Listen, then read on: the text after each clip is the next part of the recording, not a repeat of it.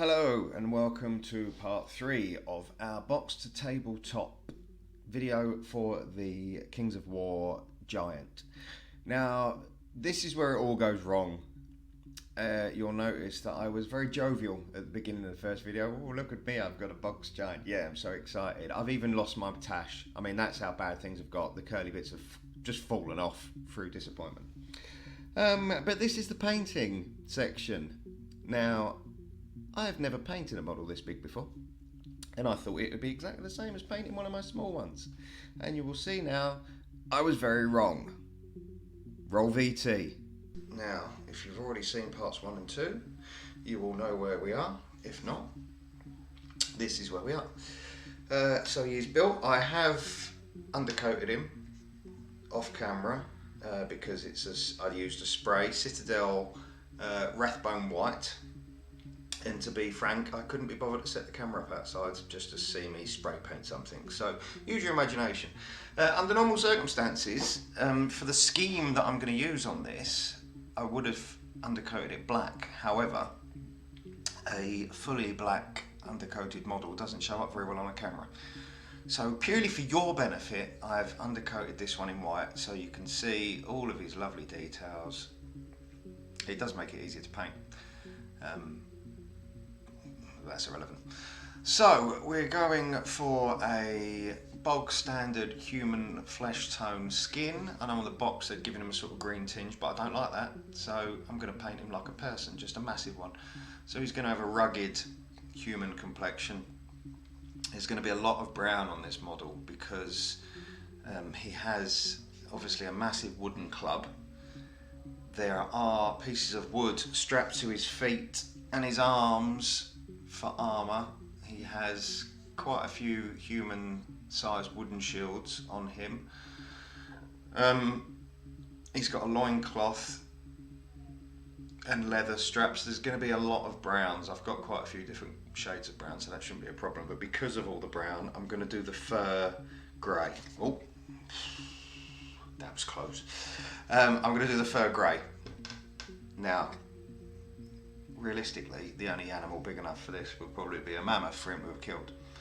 But it's, you know, it's a giant, it's not like it's real. So we're going to do him grey. I don't know about the hair. Maybe ginge. I might do him ginge. He might be a ginger giant. I don't know. I'll see what the mood takes me. But there he is. There he is in all his glory. White. So we're going to start off with a pale flesh shade. I think it's called, it's an army painter. But I shall flip the camera around onto the model and I shall hold up the paints to the camera before I use them so you can see what I'm using. I'm using a combination of Citadel and Army Painter today. So yes, let's crack on. So first off, I will be using a small Citadel layer brush for the vast majority of this and a small dry brush as well. We start off with a MSP Bones paint called Scholar Flesh. I've used this over the entire sections of exposed skin. It went on really nice. It's a lovely consistency. Didn't have any problems there. I then moved on to the facial features. Now all I did for this, because there's more detail because of the size of the model, I thought I'd do a slightly different shade under the eyes, around the lips, on the cheekbones. So I mixed a little bit of the Scholar Flesh with a tiny little bit of corn red just to give it a slightly pinker shade, and went over the lips. I then added a little bit of nut brown MSP Bones just to give it a slightly darker shade, and then went under the eyes to give him some eye bags. On the tongue was just corn red. The teeth and the fingernails were just a little bit of yellow mixed with white. I can't remember the exact paint I used, but it was basically an off-white yellowy tinge just to make them look dirty. The hair, for this one I used Eshin Grey. and then on the fur sections around the shoulders and on the arms I used Dawnstone. I also used Dawnstone as a dry brush over the top of the fur.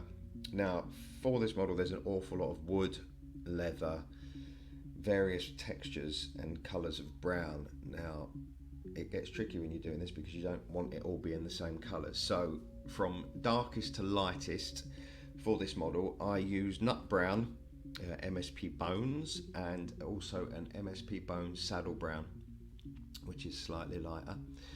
I then used Citadel Mornfang Brown and a Citadel Steel Legion Drab, which I used for the lightest sections for the leather. And then it all went tits up. Now, under normal circumstances, whenever I'm doing human skin, I use either Pale Flesh or Scholar Flesh, which is the MSP Bones, and then I go over it with Citadel Reichland Flesh Shade, which is an ink.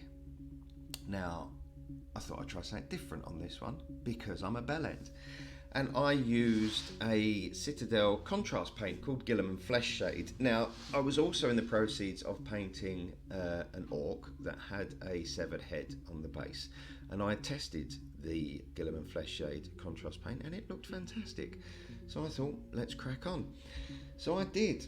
And as you can see in the video, it looks absolutely shocking. It's all streaky, it hasn't settled in the cracks as it should, and I put this down to the fact that it was the paint. I blame the paint.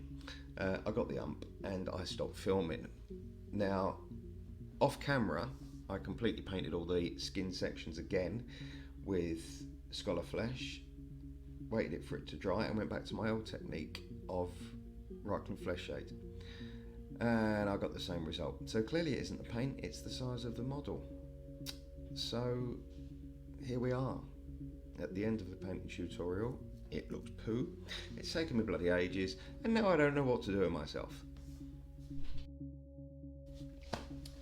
So this is the face of a man, and I should possibly say now, parental guidance, foul language coming. This is the face of a man who is fucking sick of this fucking giant.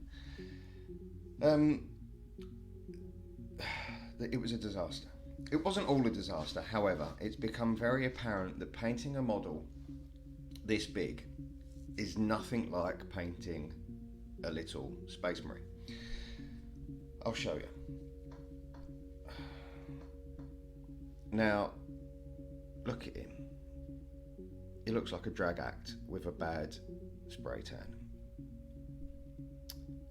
I mean, this lighting doesn't even do the justice of how bad this fucking model looks. If I try and get closer, I don't know if it'll focus, but the skin's all patchy. So I stopped filming after I used the Gilliman Flesh Shade contrast paint.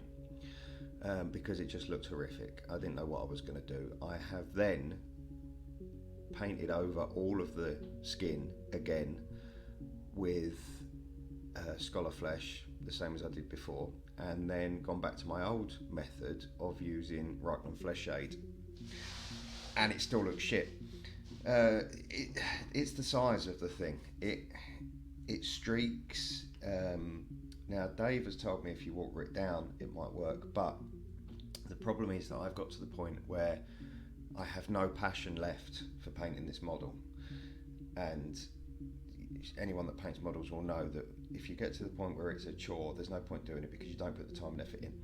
If anybody else watching has painted one of these, or not even one of these specific models, if anyone's painted a large scale model, any of the Warhammer, the big robot dudes, I can't remember what they're called, Knights, something Knights, anyway, any tips would be greatly appreciated. I'm going to have to put this in the cupboard and I'm going to have to leave it alone for a while and maybe come back to it one day when I don't hate it so much. But see, I did the lips again after I'd lost interest, and now it looks like he's got makeup on. It's so fucking bad. So yes, any tips, greatly appreciated. I can't be bothered with it now. It's going away somewhere at the back of a dark closet, and I'm going to go back to painting orcs because it's pissed me off. So there's your lesson for today. When you decide to make a video that's taking up days and days and days of your time and ends up in a complete disaster, just move on. Take a diazepam, lie in a dark room. Thanks for watching. I'm sure you're as disappointed as I am, as this is part 3. I bet your time feels wasted, but take this as a lesson learned. You won't go and buy that giant and paint it the same way now. You can take this information and not use it. All mistakes are a lesson learned. Let my mistake be your lesson. I've got lots of mistakes. If you ever want to sit down with me, buy me a pint, I can list my mistakes. And not just models, life in general. Anyway, go away. Do something else today. This was a disaster. This is bad. Please comment down below if you have any tips on how I can improve it. If you have painted a giant yourself, please post photos in the comments. If you have a YouTube channel with a tutorial on how to paint a giant, send me a link and I'll watch it. Thanks for your time. Don't forget to like or dislike, subscribe, just to show people what a bell end I've been. Love you long time. See you soon.